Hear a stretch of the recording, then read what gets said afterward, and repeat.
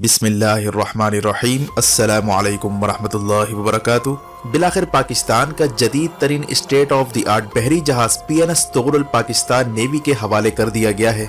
साथ ही anti submarine helicopters भी पाकिस्तान पहुंच चुके हैं, जिसके बाद पाकिस्तान नेवी खित्ते में ऑफेंसिव फोर्स बनकर सामने आ रही है।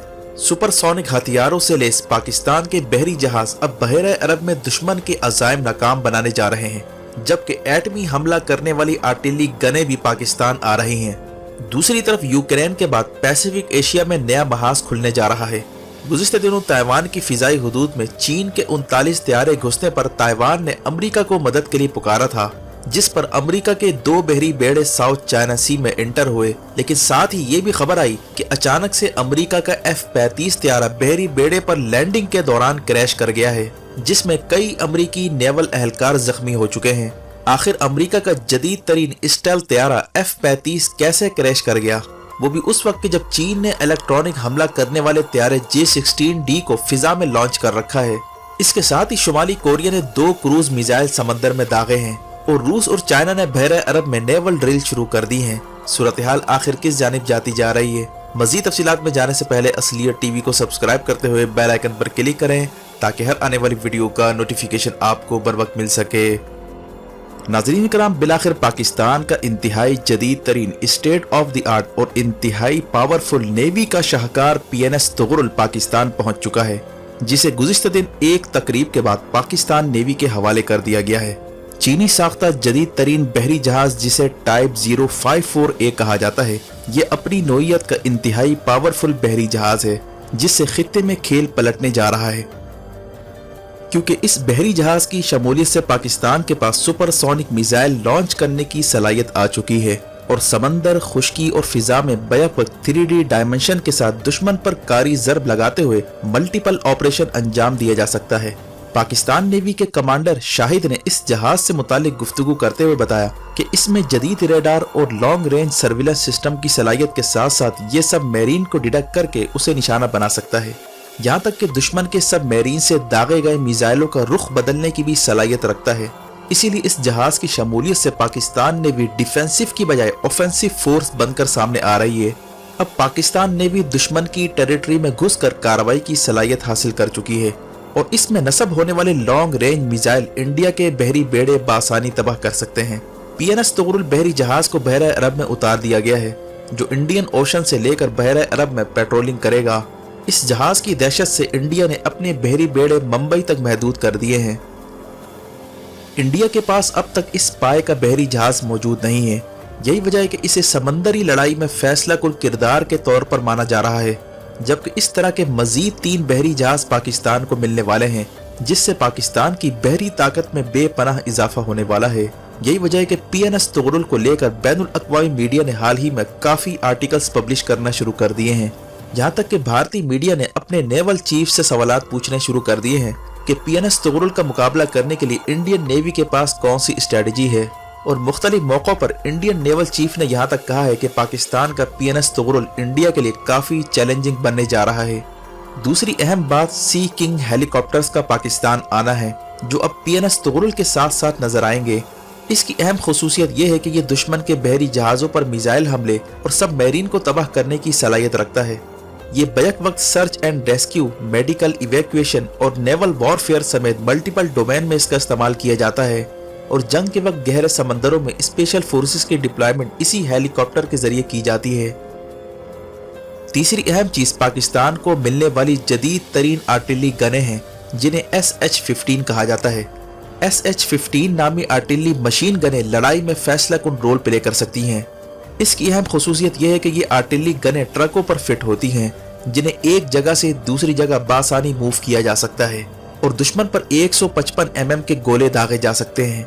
यही नहीं बल्कि इससे न्यूक्लियर वेपन भी दागे जा सकते हैं। वाज़ेह है कि पाकिस्तान ने काफी साल पहले ही टैक्टिकल न्यूक्लियर वेपन तैयार कर लिए थे, जो साइज में छोटे और इंतहाई लीथल किस्म के वेपन होते हैं, जिन्हें महदूद पैमाने पर तबाही के लिए इस्तेमाल किया जा सकता है। अब इम्कान है कि यही टैक्टिकल बम इन आर्टिलरी गनों में फिट करके दुश्मन पर दागा जा सकेगा। एक रिपोर्ट के मुताबिक पाकिस्तान ने इस तरह की 200 के करीब आर्टिलरी गनें हासिल करने का फैसला किया है, जो चाइना से जल्द पाकिस्तान को मिलने वाली हैं। نوٹ کرنے والی بات یہ ہے کہ چائنا نے انڈیا کے خلاف یہی مشین گنیں بارڈر پر نصب کر رکھی ہیں، یعنی چین اور پاکستان کے درمیان دفاعی تعاون نئے لیول پر جاتے جا رہے ہیں۔ دوسری طرف خبر آ رہی ہے کہ امریکہ کا جدید ترین اسٹیلتھ طیارہ F-35 اچانک سے کریش کر گیا ہے، جس کے نتیجے میں کئی امریکی نیول اہلکار زخمی ہو گئے ہیں۔